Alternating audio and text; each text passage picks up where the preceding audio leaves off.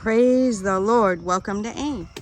Guys, we're here at the house and my husband, sorry guys, I'm trying to video so I was in the way. My husband is harvesting some cassava from the house. So these things go over the wall to the animals.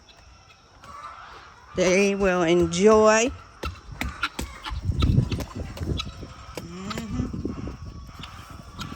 They're enjoying.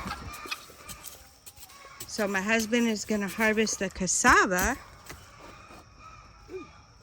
It's a little bit hard. We haven't had rain, so this will be a little challenging to get up out of the ground. But I know he can do it. Just have to dig a little bit to make it a little easier.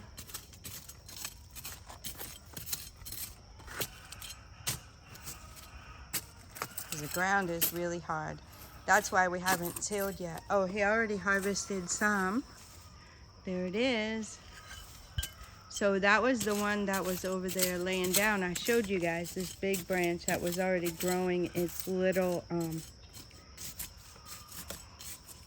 shoots. So he harvested that one and then replanted the sticks over there. You guys can see those sticks right there. And now he's coming to harvest this one. Usually, you know, if the ground is hard, it's hard to get it out easily, but he knows what he's doing.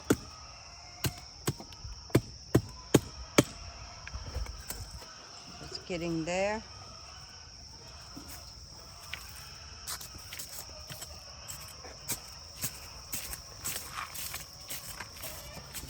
Trying to get a good angle for you guys. If you can see. So what I was saying earlier is that we have been waiting for the rain to come a bit so we can till this ground, because the tiller is just going to get the very surface because the soil is hard. So you see how that goes. He's digging around it and then hitting the stem so that it will be a little bit easier to pull it up.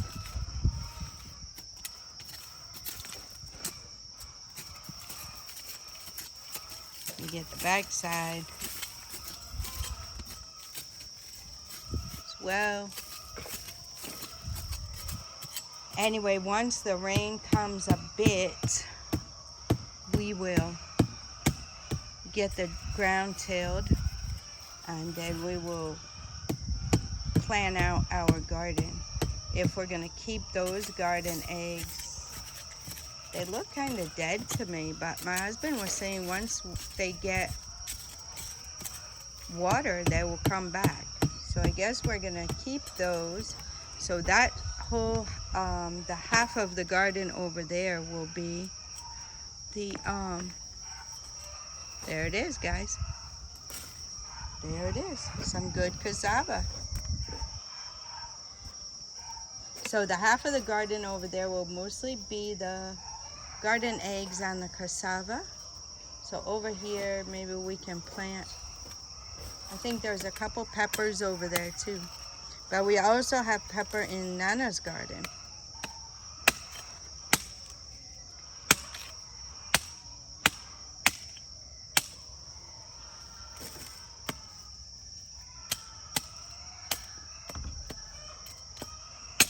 Now guys, if you want to do this and grow your own stuff like this, maybe you are not going to be able to dig it up. You can always have someone help you.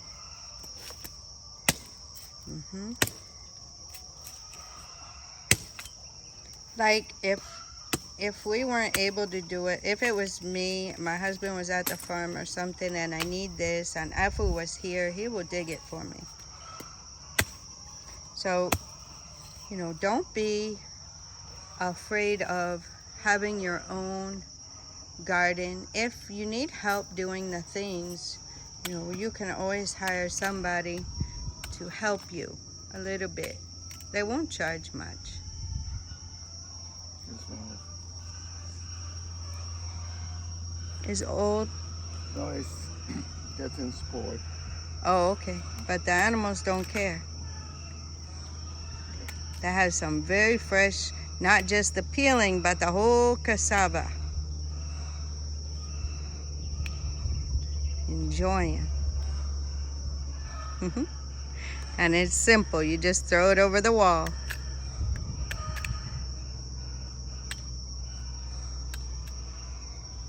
So he's cutting it. Let's go peek and see what they got going on.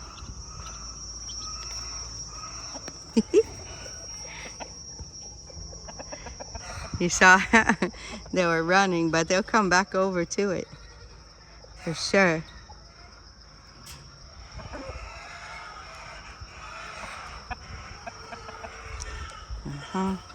Let's get you guys in there. There they come. What, sister? Go get your fresh cassava.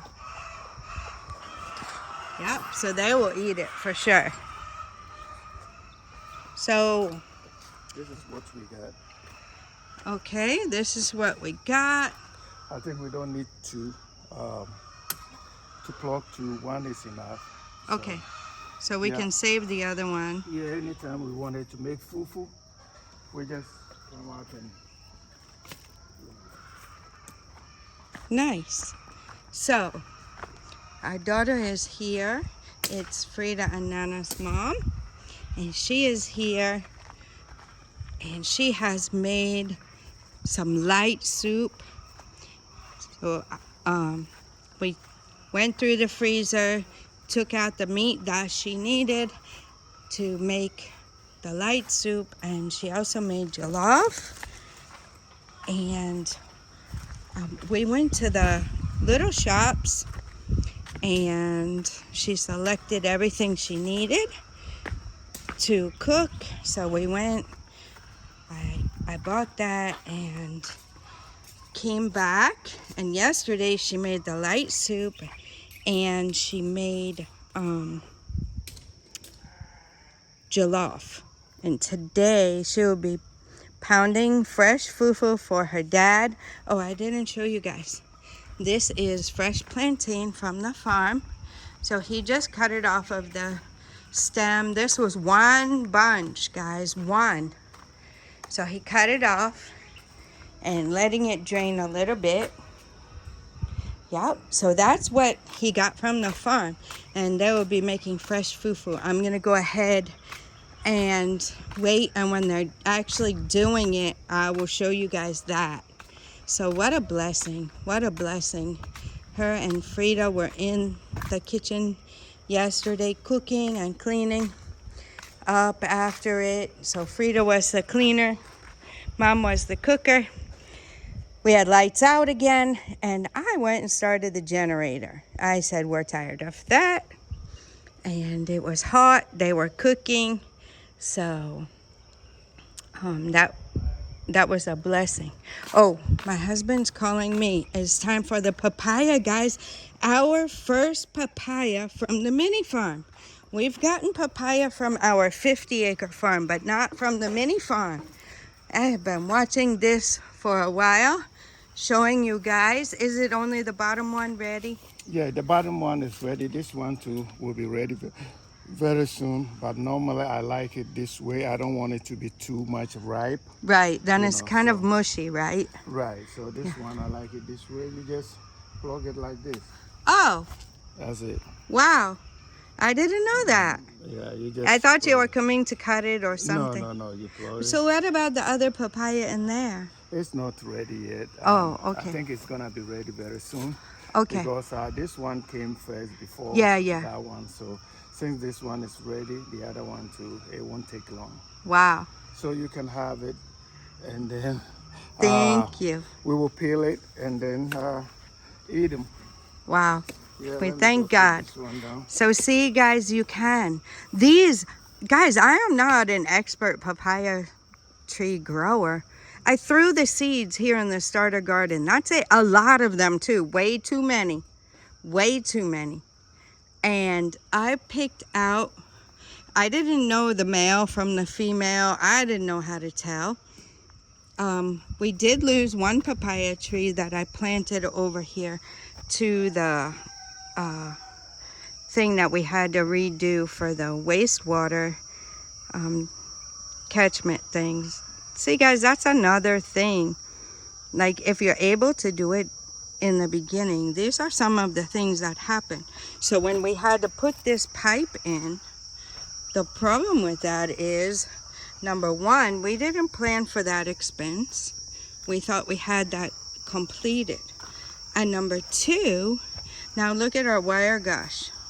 And number three, the papaya tree that was here, you know, I like that. That was right here in the corner. It would give a little shade once it was just getting big enough where it would give them a little shade over there too. And unfortunately, we lost it because we had to dig here to put the pipe. And then as well as it messed up the wire gush because it fell on the wire gush. So you see, these kinds of things can be avoided. They're not major things, but they add up. They add up. These things can be avoided if you plan well in the beginning. So yeah, there's a power tip for you guys. You plan well in the beginning and you avoid some of these. So some of the expenses we had when we came that were unplanned were major expenses, and it ate up a lot of our capital. But God's so good. He has helped us, and we are able to sustain. Yeah. So the chickens are doing well now. They're paying for their feed. They're paying for the feed for the rest of the animals here. And, you know, they're giving us something to sustain ourselves as well. So it's not easy work. It's very hard. Between the chickens and the puppies, it takes a lot of work, guys, a lot. And the puppies finally now are paying for themselves. It's a lot of money, the way we care for our puppies. It's a lot of money. We are not your typical breeder with a kennel where they stay in the gate all the time or in the cage all the time, and you know, they don't feed them well. They don't take care of them well. You know, as far as socializing them, they are socialized with the other dogs, they're socialized with children, and they're socialized with adults. So that is the blessing that, you know, we have here. But the thing with that is it takes a lot of money and a lot of time and a lot of hard work. So here on the MiniFarm, we have a lot of work to care for the animals, you know, to care for the animals. My husband buys this cassava by the bag and then brings it, and then you have to lay it out and dry it. And now we will be mixing the salt water, right? We'll be mixing salt water to put on it. Yeah, and it's a lot of work, guys.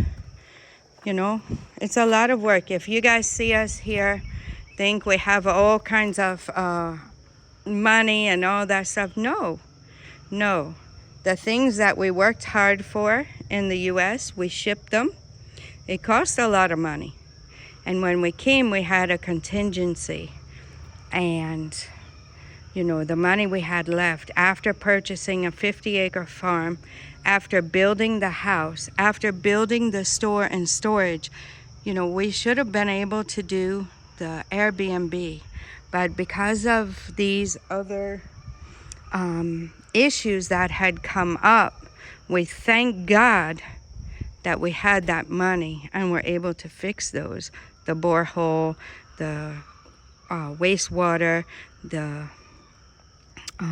biodigester, and they didn't make sufficient place for the water to flow. So, you know, you're not supposed to have to get a truck to come and empty it out. Some are like that. Some are like that, where when it's full, the truck will come and they'll suck it all out. We have that in the US too. But we didn't want that kind. We wanted the kind that would disintegrate and we wouldn't have to do that. So that was the kind we bought, and it cost more. But unfortunately, I think they didn't do it correctly. They didn't, according to the plumber that came and fixed it, they didn't do it correctly by getting us another place for the water to go. So yeah, so we had to do that on both sides. And we also, on this side, because this is where the kitchen, our 2 bathrooms in the master, and the laundry all go here. All the water from our sinks and showers and laundry and kitchen all go here on this side. And we had to do the pipe. I think the other side hopefully will be okay. But we are aware that possibly in the future we are going to have to invest in that side as well and bring the wastewater to be able to flow all the way out the back as well. So these are things that I'm talking about that we can help you guys oversee. Yeah, we can help you guys oversee that. And you know, the things that we have experienced, then we can alert you guys so that while you are still working, and if you're doing it like we did, we were working. We even did borrow money. We borrowed money at an interest rate to be able to do this, guys. We didn't have the money just sitting there available. We worked super hard. Super, super hard. You know how we work in the West. And to be able to do this, what we've done, and have that contingency, and I'm thankful to God that we kept the contingency. The unfortunate thing is we do not have our Airbnb built at this point. So now, you know, our house is functionable. We have plenty of water. Our showers aren't backing up now. I'm able to use my toilet, which I wasn't. I had to close my toilet off almost when I got here in my bathroom. The master has 2 bathrooms, his and hers, and 2 closets. So that's how I designed it. And, oh, the water's full. So there for a long time, I didn't, almost a year, I didn't use my toilet. Had to go elsewhere. Yep. So, yeah, that was a blessing. Thank you. So Frida is here. She turned the water off for us. So we're full. We're thankful. You guys will see her in a little while. We'll be pounding well, I'm not, but they will be pounding the FuFu. I'll be the videoer. So you guys will see that. So yeah, that is the importance, guys, of having somebody who's recently come. We've been here a year and a half, and who has worked the systems and seen how things are, and yeah, we know how to avoid certain things, certain extra costs that would, you know, if we didn't have the funds to do that stuff, it would be a problem. So here's some more stuff from the farm. Frida is carrying it. Some more plantain. And this is the cassava that I've been showing you guys. So my husband will mix up salt water and he will put it on there. And then this is corn. So it's still on the cob from the corn house. Can you guys see that? So we need corn for our animals. So it's good that we're able to supply that. So yeah, so the things that we are doing, guys, is all so that we can sustain ourselves. But it's hard work. It's hard work. It's hard work, because farming is not easy. And we don't have the funds to be able to hire people as of right yet. So I would love to hire somebody that could take care of the morning chores and things like that down here with the animals. That would free my husband and I up a bit more to be able to work on other things. And then we can still come down, visit the animals, see the animals, you know, have time with the animals, but it would free us up. My husband does a lot of work in the morning, sweeping this whole place, taking it's a full wheelbarrow, sometimes two, and he takes everything out to keep it neat and clean. Keeping an eye on the animals, managing the other projects and stuff. If we were able to have somebody take care of this for us, it would be a game changer. It would be a game changer because it takes a lot of work. The puppies, what I can say about the puppies is it's a whole lot of work, guys. A lot of work, but it's temporary.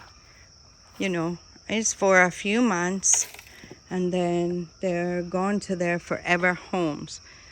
So even this is just temporary. They will come out of here and be playing, but this is just a little place where I give them a shade so that they can be in there when we have cassava out, because they like to spread the cassava and things of that nature when somebody's working. So we have them a space. I would like to get them a proper space with some of the wire gush. Somewhere get them a proper space, but maybe the next litter we might be able to do that. So here is some more stuff brought from the farm. This is all for the animals. Our helper, FuFu, I'm sure cut this. This looks like FuFu's work. He knows what the animals need and like. And yeah, so I'm sure he got that for them. They worked very, very hard yesterday spraying. So my husband even was spraying for a while. Our farm manager took the first part, and then my husband took about 4 acres of carrying that backpack sprayer on his back. So guys, it's not easy. It's not easy if you want to do farming and you're on a budget. Let me put it that way. We're on a budget. We're on a budget. But farming does take capital. But in the end, when the Lord provides the harvest, that's when we will reap the benefits of the work. So these things aren't rocket science. Like I was saying about the papaya, I just threw the seeds and covered it up, and that's what we got. I chose